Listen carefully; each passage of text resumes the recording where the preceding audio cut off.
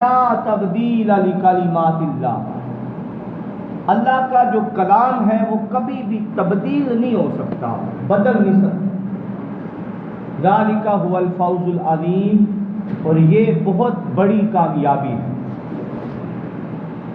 سامعین احتشام، آج ہم جس دور میں جی رہے ہیں وہاں طرح طرح کے سوال بھی کیے جاتے ہیں، اور یہ بھی تصور کیا جاتا ہے کہ اللہ کے بندے کے پاس جانے سے کیا ملتا ہے، اور اس کا نہ تو قرآن سے حوالہ ملتا ہے نہ احادیث مبارکہ سے حوالہ ملتا ہے، تو کیا وجہ ہے؟